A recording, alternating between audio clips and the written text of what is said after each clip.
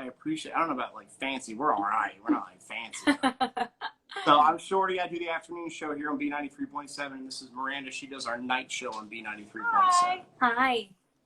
So I told Miranda, I was like, hey, I'm interviewing Sofia. And she was like, I'll be there. Absolutely. Oh, thank you guys. I'm really happy to be talking to you guys. How's everything over there? Well, it's okay. You know, we're probably like closer than we should be, obviously, right now. But we're all. I was gonna say that's not 6 feet. I know. We're all doing what we need to do. How's it with you as far as the COVID-19 stuff? Like, what is life been like for you? You know, I feel like we're all in the same boat. We're all taking it day by day. I'm lucky that I can work from home. It's a privilege. I'm healthy. My family's healthy. I'm here with my sister and our dog, Joey. We're both just working from home. And, you know, I really can't wait for this all to be over so I can fly home and see my parents. But I can't complain. Can't complain. We're healthy and we're home. Where are you staying right now? Are you in LA? I am in LA. I'm in LA, yeah. So is it weird? Like, I mean, because LA traffic is absolutely a nightmare every time, all the time. Like, is it weird to like just? It is weird. Have to go out. If really you had to go out, you could just like, yeah, you've been able to go out and just fly down the road. I haven't done that much driving, but the day of my birthday a few weeks ago, I wanted to just kind of drive towards the beach, and it was a Friday afternoon, like right at 5 o'clock, and it would have been impossible any other day to, you know, drive down to the beach at 5 o'clock on Friday, and there wasn't a single car on the road. So that's definitely a little weird, but like they say, the earth is also kind of taking a break from all of this, right? Because there's less cars on the road, less pollution, etc. So that's kind of a positive. I saw in like Italy where like water's clearing up, and like it's like so weird how like we're now all staying indoors. So it's like you see the earth kind of healing, transforming into something we haven't seen in quite a while. Yeah, I know. It's incredible. It really is incredible. So let's talk about the single, I Love You. We're actually playing it here on B93.7. Oh, thank you guys. I don't even care if he's watching. I'm going to say it. Your song is better than Drake's Tootsie Pop or whatever that song is. I'm saying it. Bro, I'm for real. I don't care if Drake sees this. I saw Drake's song. Nope. She's like, I don't want to be part of this. But seriously, like, well, you know what I love about your song is that it's like, especially right now, we need like this up-tempo, like positive song. And I think maybe I hate Drake's song because I can't dance. So that's part of it. Do you like Drake's song? It's okay. For TikTok, it's okay. Can you do the dance? No. You can? No, I don't dance. We're going to teach you. Can you do the, what is it called? Tootsie? What is it called? Wait, this is, I hope somebody's recording this because I have to put this, like, I'm going to save this forever and ever. You don't, wait, you've never heard this Drake song? No, I have. Okay. I have. Of course. You want Drake to see this guy, like, say, I hate that song, and then a million people, like, blasting, right? Oh my gosh. I really appreciate what you said. That's really, really sweet of you. Thank you. And Sure. It has been really cool to, you know, especially in this moment to have music out right now. Like you say, I feel like right now we all need music and we need positivity and it's connected us and it's united us and it's given us hope and a reason to smile and laugh. So for my song to be a small part of that is really special. Yeah, I agree. I think, like, the first couple of weeks when COVID like started happening, of course we were all kind of like glued to the news, like, yeah, what is this? But honestly, I even find myself like where I'm like, I can't watch anymore. I just want to find something like an escape, another outlet. You know? Absolutely. So I love that you said that, and thank you for playing my song and for loving it. It really means a lot. She's like, that kid is so gonna get roasted by Drake later. What's the meaning behind the song? Like, where'd you come up with this? So when Rehab and I were, listening to music and kind of brainstorming on what our next song should be together, he played me kind of a rough version of I Love You. And it had the chorus, it didn't have the verses yet. And there was something about the melody and the rhythm and how simple the chorus was written that just really captured me. And like you say, it tells such a beautiful story. And it became a song about falling in love with a love that doesn't love you back. But even though the story itself is kind of heartbreaking and vulnerable, it's like draped on this really sick, upbeat and like rhythmic track that Rehab produced, and that was our song. That's kind of was the birth of I Love You, and recording it was one of like the quickest processes, you know, because sometimes songs can take a long time to record in the studio for no reason, just that, you know, sometimes it can take longer. And this one, it was like 30 minutes. We cut the whole record. And then the process of bringing the music video to life and the whole creative behind it, I was 1,000%, you know, giving myself and working hands-on with the director and the creative directors behind it all, just to really make sure the song was real and honest and true to me and true to Rehab. And it's been so cool. You know, we released it to the world and it was the most added song in the world, which is crazy. And now cut to right now where in quarantine, people have started something called the I Love You Challenge, which I am challenging you to do. You have to do it if you want to. Yeah, but I'll try. It's just so fun to see people on different parts of the world just like dancing and having fun for a moment. It's really special. Well, if you look back, like with the COVID-19 stuff, like even like music itself, like the whole like apartment in Italy, like they were singing. Yeah. So I think it's like, it's a powerful like message of how powerful music is. It really is. I feel like we, you know, we're in the business, so we know, everyone knows how powerful music is, but I feel like now more than ever, it's taken on just a whole new meaning. This isn't the first time you've worked with Rehab either, right? No, we worked together on a song called Rumors, and that kind of started everything off. It was a really special song for us, and we just knew that we had to work together. It just clicked sonically. Yeah, awesome to build that relationship, though. You already had that relationship with Rehab, so you could go back to him. He could come to you, vice versa. Absolutely. So aside from your I Love You song and your music career, we have something in common. Ooh. We are April babies. You were born April 10th, right? Yeah. Yeah. So my birthday was Monday, so I celebrated my quarantine. Happy birthday! Thank you. I appreciate it. So how did April 10th, obviously you were quarantined. How did you celebrate your birthday? You know, my birthday is April 10th and my mom's is April 8th. And every year we're always together for our birthdays. And my parents are in Florida, so they're on the other side of the country. So before our birthdays, we had kind of said that we were going to kind of postpone because it felt weird to celebrate anything and we would just celebrate when we could be together. But to be honest, I think it was just what we're all going through right now has made us realize that all that really matters is being healthy and love and feeling loved by our family. And on that day, on my birthday, my sister just made it so special. She at midnight, she came into my room singing happy birthday with like, I eat a lot of apples, kind of an inside joke. She had like an apple and a candle on it and she was singing happy birthday. And then the next morning she had like happy birthday written on the windows and flowers and balloons everywhere. And I can't cook, but she's an amazing cook. And she made like a special menu where she was like, whatever you want to eat, I'll make for you. It was just like a really special day. And fans who are here with me right now, they made it so, the amount of videos and photos and messages and letters that I received, it was just a day full of love, you know, and I felt so grateful, so grateful. By the way, I want to say, Miranda, I know you're starstruck right now, but anytime bit. you'd like to ask a question, like, what? It's okay. No!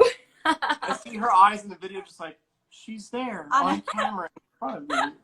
You're so sweet. Just a little excited. No big deal. So Oh, thank we had a you. couple friends text you some questions. Would you like to? Yeah, so I Yeah. have a lot of friends who are Disney nerds, of course. So Ooh, yeah, me too. I have to ask you some of their Disney questions. Okay, bring it on. One of my favorites that they ask, because I feel like I already know the answer to this because Okay. he seems such a wonderful human being. But tell us what it's like to work with Kenny Ortega. Oh, he really is exactly what you would imagine him to be, and even more so. Kenny is not only a brilliant director and just an iconic artist, but his soul and his heart is so beautiful. And, you know, he really made the Descendants experience, which already was, oh, whoa, this is so cool. What's going on back there? That's the TV. I'm over here like trying. I was over here and so it just went on a screensaver, so I'm like looking back at the people that are like. Oh, all good. Like, I thought it guys. was some fancy slide. I was like, you guys are so legit. Sorry. Go ahead. Yeah, Kenny Sorry, is go ahead. incredible, and I adore him, and I'm so grateful for the opportunity to have worked with him.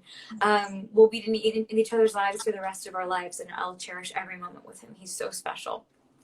I love that he supports all of you, no matter what you're doing, whether it's something with Disney or not. He's just always so supportive.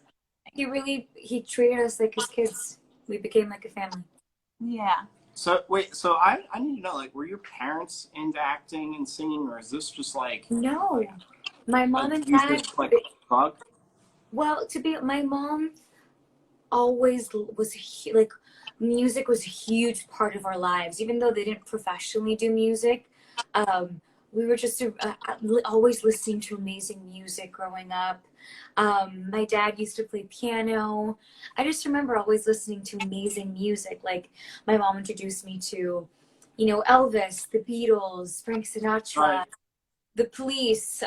My dad always 80s, like 80s rock and roll. Was like, we just loved music. But I remember knowing that I was going to do this for the rest of my life before I could even like formulate words, if that makes sense. Like it was just always who I was. And I was so lucky that I had the family that I had, that not only, loved music and introduced me to this world of music, but also have supported me in way, I can't even express my gratitude to them, to my mom, especially, she's just remarkable. So we got a question on Instagram that I thought was a really good question from a listener, which was, where was the strangest place you thought of a lyric or a song or something to go into one of your songs? And I think that's kind of interesting because, I mean, I'm friends with a couple of musicians like Max and Fine, and they literally have said, like, I was, at XYZ place, and it was just the most random place. And I thought of this lyric and wrote it down. Has that ever happened to you? Yes, it happens to me a lot on airplanes.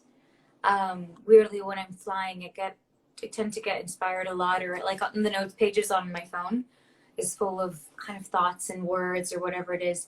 But I remember vividly flying from Toronto to New York on an airplane. It's a pretty short flight, and I remember there was a person sitting next to me, and the whole time I was just writing a song. But obviously, I was like talking and singing to myself, and the woman didn't know what I was doing, so I think she thought I was like a little bit cuckoo.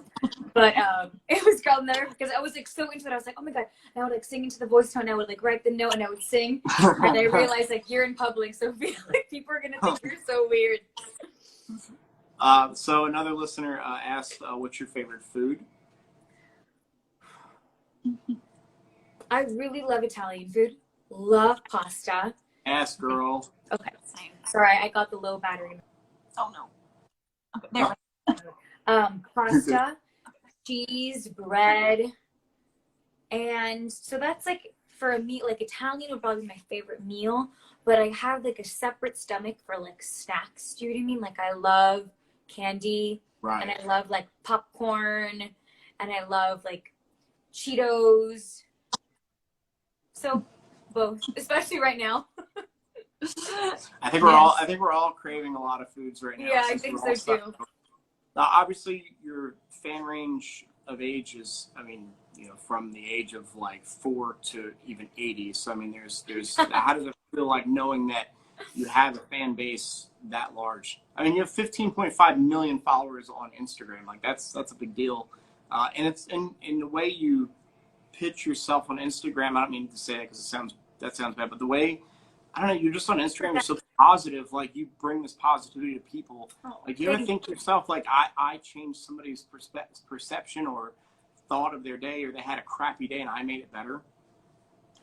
I think that's the most beautiful part of my job and my life, is that I'm not only lucky enough that I get to literally wake up every day and do what I dreamt of when I was a little girl, but that can also in some way impact someone's life, for the positive or for the better.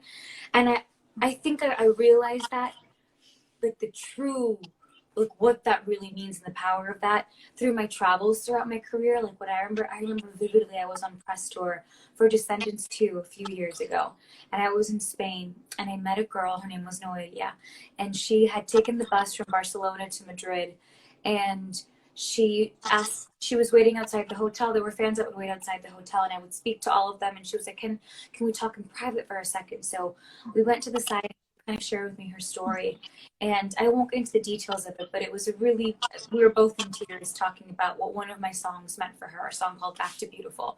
And she had me write out Back to Beautiful, and she tattooed it on her arm.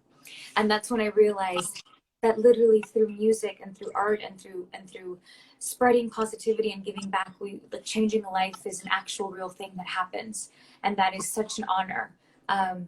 So yeah, it's crazy to wrap your head around a number like 15.5 million or whatever it is, but then when you meet the girls or the boys, and you just meet the young men and women that are in some way impacted by your music and your art, it means, it's hard to express what it means.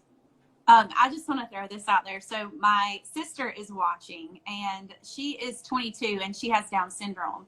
And she's really sick right now. But like one of our favorite things is to watch Descendants together. So I'll start crying, sorry, because she's just really sick right now. But she's watching, and she just loved you. So everything you just said is so true, and it's just cool that you have the life that you do, and you just don't know people from South Carolina that you'll never meet. You get to impact our lives and make us happy and have special moments together. So. Oh my gosh! Yeah. What is your sister's name? Erica. Erica. Hi, Erica. I'm Sophia. I am sending you so much love.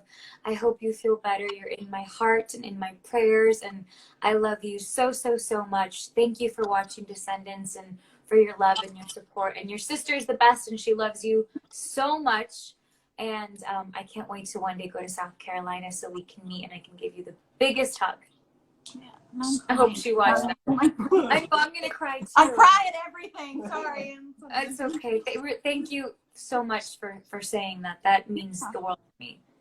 So speaking of your fans, we have, so Kevin is one of our sales guys who's off camera here, and his girlfriend Haley is here with us as well. And how old is Riley, Haley?